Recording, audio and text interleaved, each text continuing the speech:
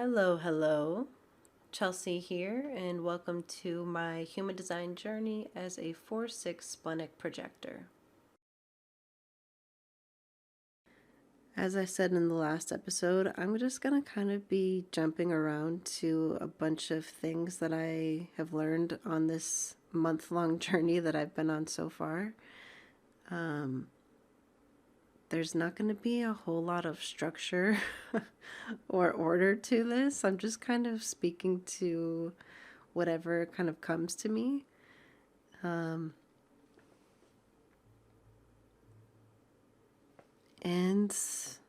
I hope that you enjoyed this journey that we're on together.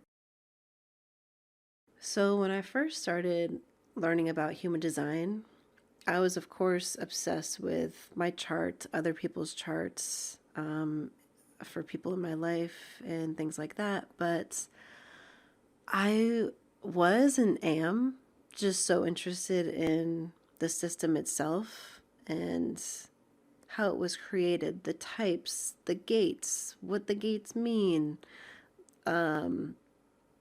where they come from, and how does everything move through. I just had so many questions, and I still have so many questions, and there's still a lot of things that I don't have answers to yet. So I'm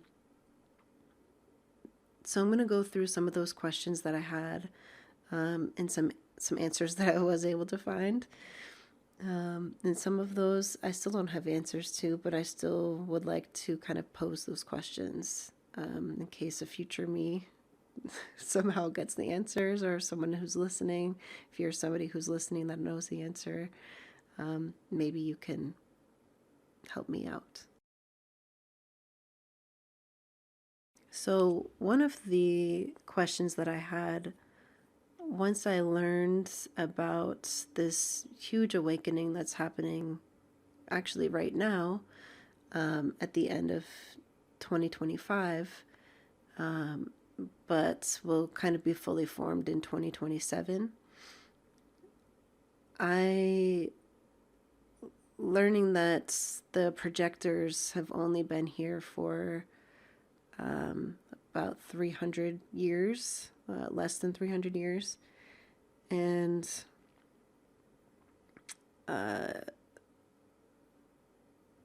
so like 1781, I guess, is when projectors first came to be on this earth. So I was like, well, wait a minute. Well, then that got me questioning, like, the ratios, the different percentages of each type. I was like, well, yeah, I guess why are 70% of the population generator types? Why are only 9% manifestors? Why are 20-ish percent projectors, and why are only 1% reflectors?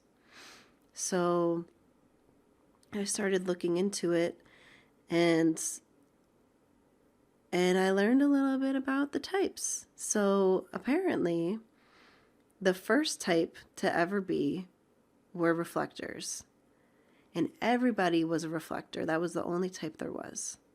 And that was back when there were only 5 centers. So now there were, now I don't know. There were either 5 or 7 centers. I'm going to say there were 7. Or maybe they evolved. Maybe it started with 5, then it was 7 to match the 7 chakras. Now we have the 9. And I think eventually we're going to evolve, or not us, but new humans will evolve to have maybe 11 centers. TBD.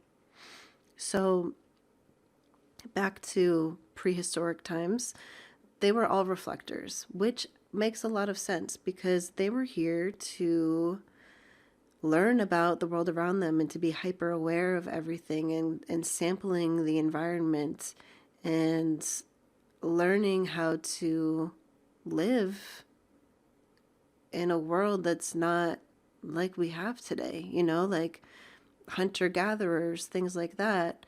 You just need to be like super hyper aware of your environment at all times, learning what foods are safe to eat, which ones aren't, medicines, herbal medicines, things like that. just being really embodied and like one with the environment makes a lot of sense. So I guess at that time, like 100% of people were reflectors.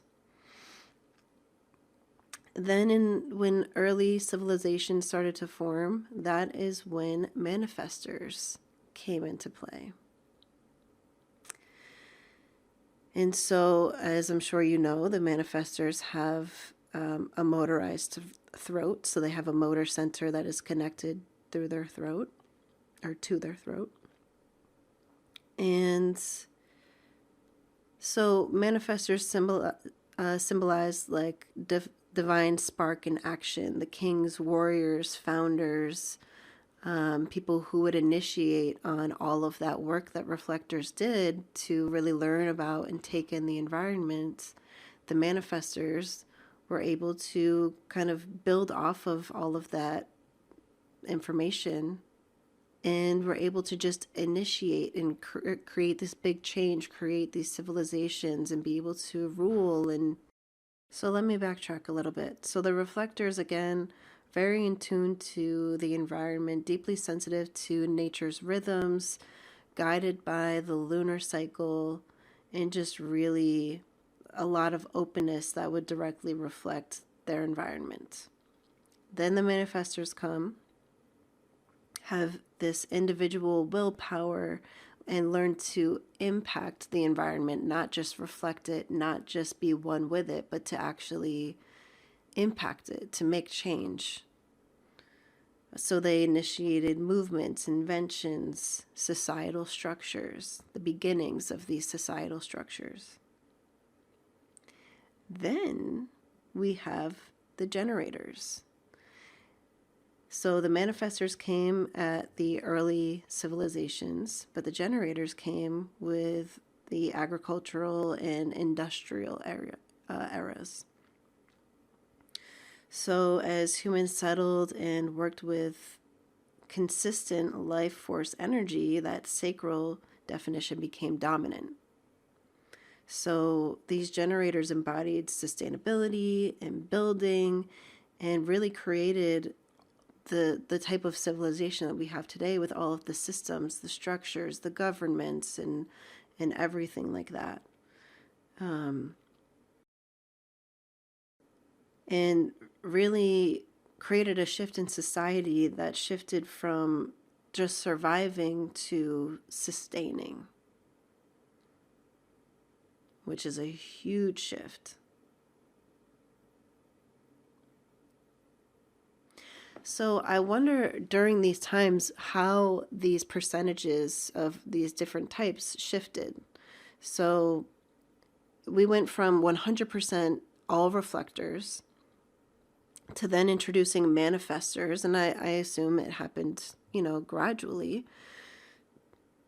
But it's just so interesting how the numbers have shifted and changed. And then the generators came. And I guess it makes sense because you do need more doers than you do guiders, than you do manifestors, than you do reflectors. I guess once we have lived in more conditioned environments, we live in homes, we don't live in caves, like we live in very conditioned, controlled environments. So we don't need to have that hyper awareness of our environment all the time.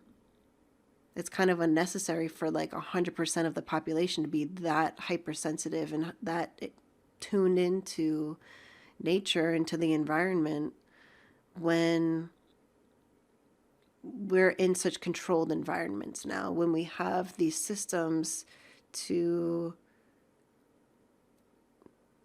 help us survive and thrive, and we have sustainable systems. We have agriculture. We have, back when generators were first introduced, that is when like the industrial eras were happening, and agriculture was being developed so that we could have a little bit more control, or a lot more control, over our food sources, over our energy sources, and things like that. So, yeah, I guess it makes sense that those percentages would shift based on those needs. So then, after the agricultural and industrial eras, that is when projectors were introduced around 1781 and onward. And that was after the discovery of Uranus, which was signaling the birth of the nine centered beings that we are now, which is where the awareness evolved in our minds and bodies, which is beyond that pure energy work that we got with the generators. So projectors arose to guide and manage the energy rather than generate it. So again, the percentages make sense. It doesn't make sense to have more guiders than you do people that need to be guided, because that was a question that I had about with this new wave of this new era of the projector era. I was like, well, are projectors going to be the majority type then? But then when you think about it, it really doesn't make sense for that to happen, because I think the ratios that we have are pretty stable and make a lot of sense. Because like I was saying, if we have 70% projectors and then we only have 20 people that need to be guided and 20% of the people who can sustain the world that we have, that math isn't mathing. So ideally we would keep a similar percentage to what we have now. So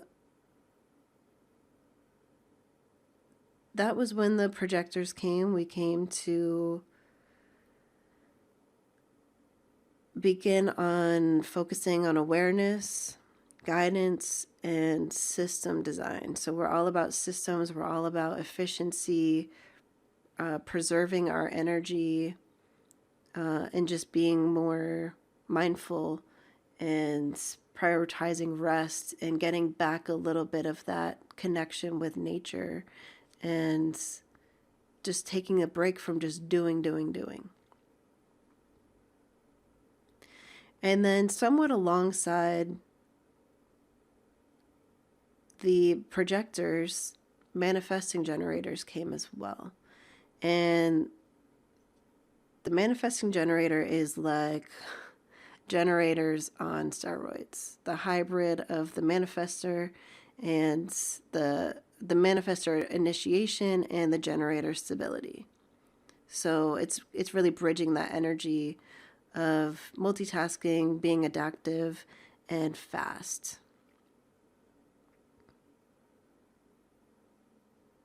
And it just really fascinates me learning about when all of these different types came to be and what their roles are. So like the reflector to mirror and calibrate the environment, the manifestor to initiate and catalyze movement, the generator, the original generator to build and sustain life, the projector to guide and refine awareness, and then we have the manifesting generator, which is here to adapt and innovate through that hybrid energy.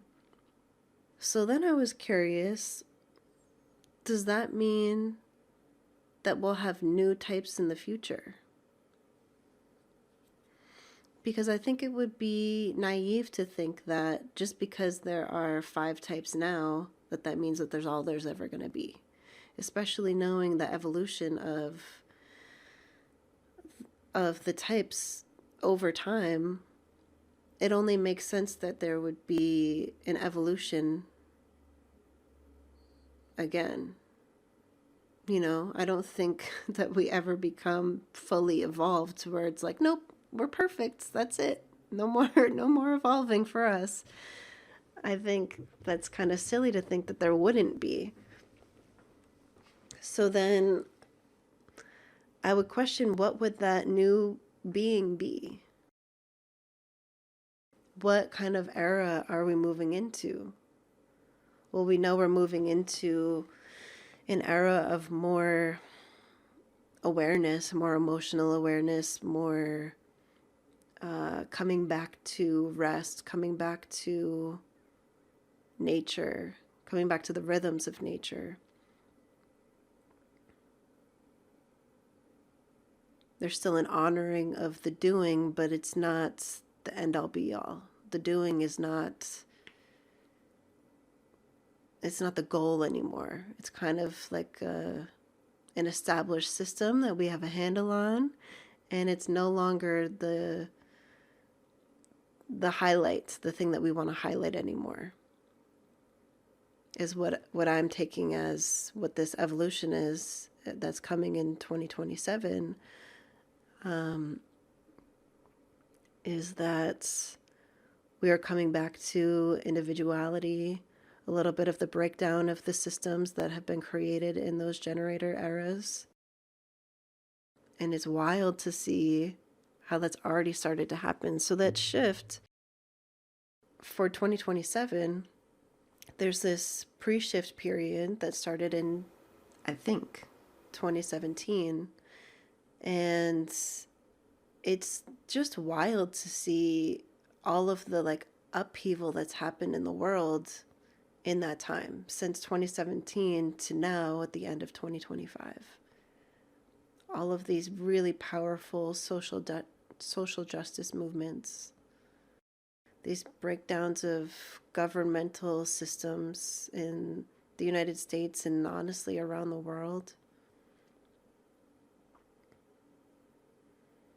And a lot of this really started happening around 2017, 2020.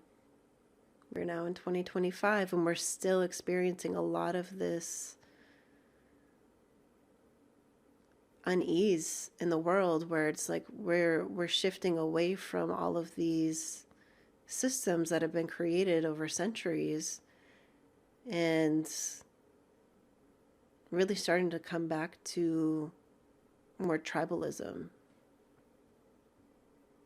communities, individuals,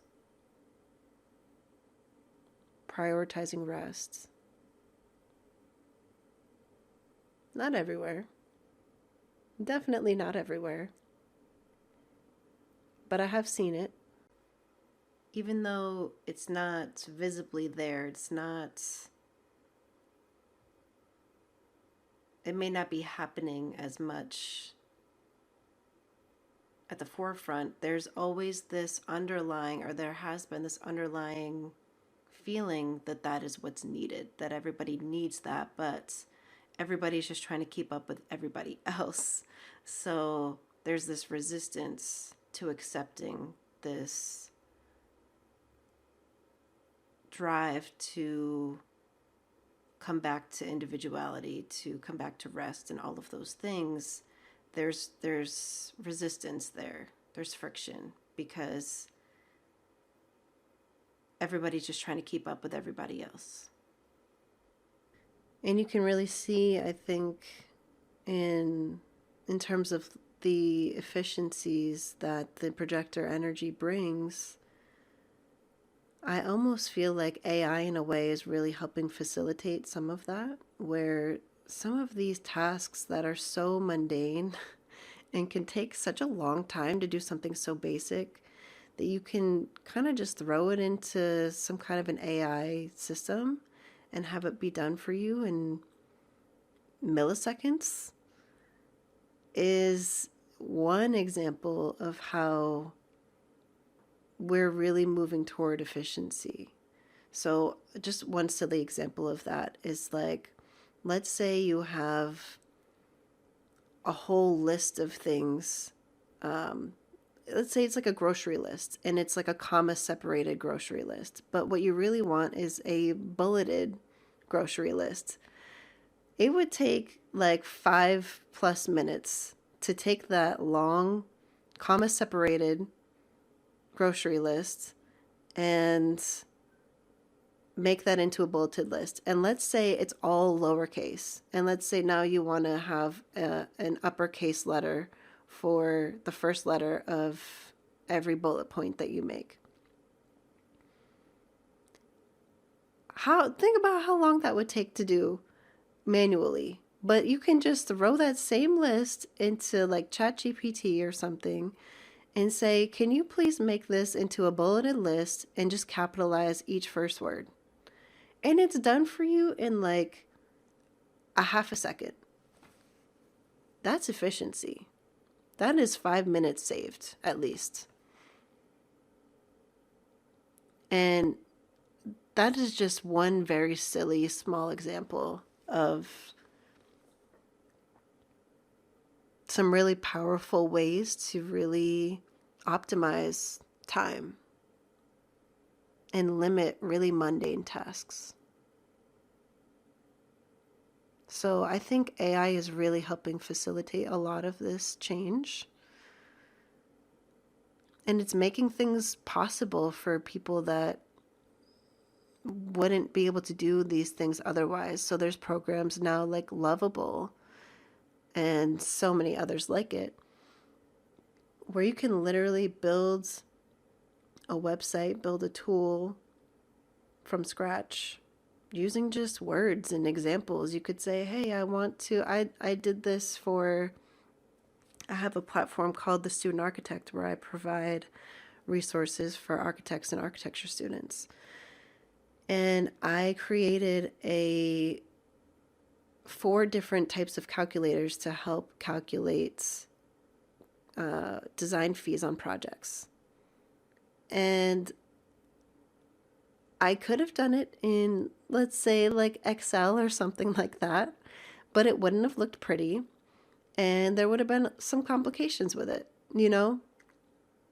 So I had the calculators already set up with the calculations that were needed and put it into Lovable, and it just created this beautiful website for me. Each calculator has its own page. There is a home page that I didn't even ask for that was automatically created. A color scheme that I believe I just said I wanted it to be earthy and to be calming. And it created these tones and colors that were just kind of perfect. And had I done that myself, it would have, I don't even know how long that would have taken. I think it would have been impossible because I don't know how to code. I don't know how to do that. So I guess not impossible, but I would have had to learn how to code. So it probably would have taken years for me to do something that took about 30 minutes. To at least 30 minutes to get the basic website going. Took a little bit of more time to really refine it, but it's just amazing the things that we can do these days. And AI is really helping us optimize our time.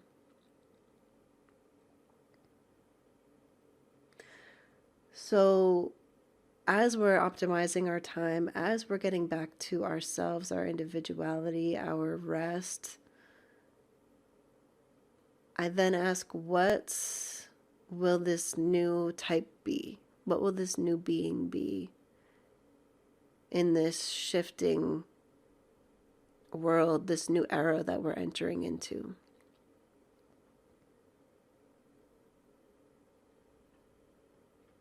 Well, I did a little bit of research. And it looks like there will be a mutation of the solar plexus, which is the emotional center.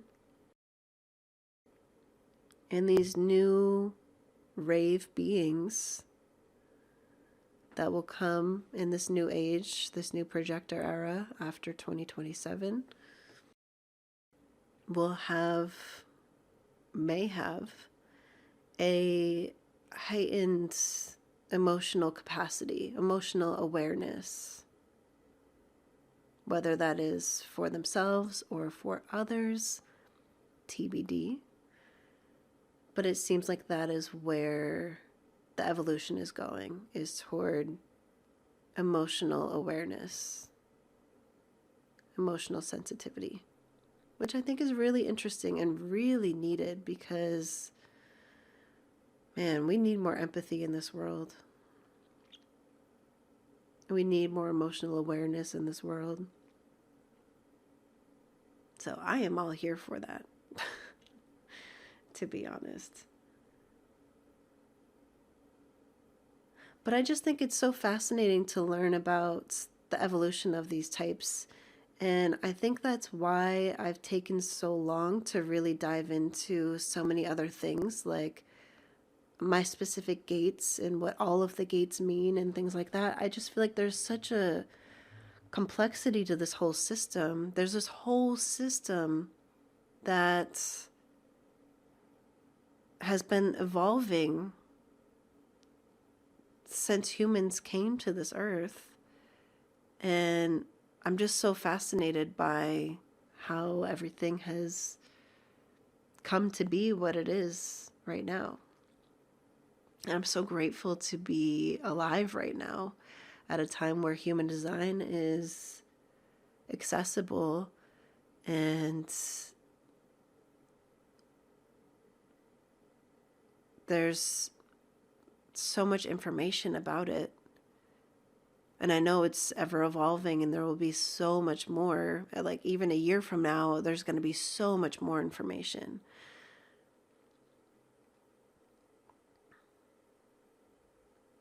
But what a time to be alive. And what a time to be a projector. And what a time to learn about being a projector right before this gigantic shift happens. While this pre-shift is happening. So amazing. And I could talk about these things forever.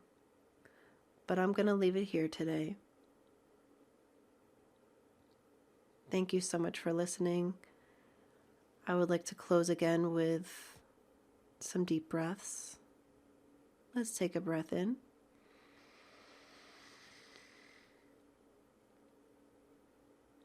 And let it go.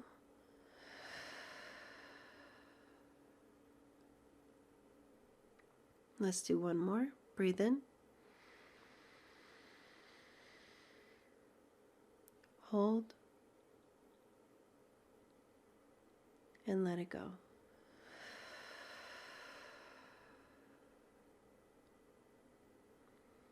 Thank you so much for being here. Thank you for listening. I would love to hear your thoughts on the evolution of these types.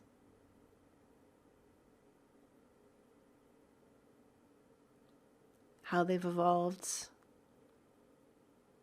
through the centuries to today and how they will evolve in the future, or may evolve in the future. We don't know for sure. Thank you so much, and I will talk to you again soon.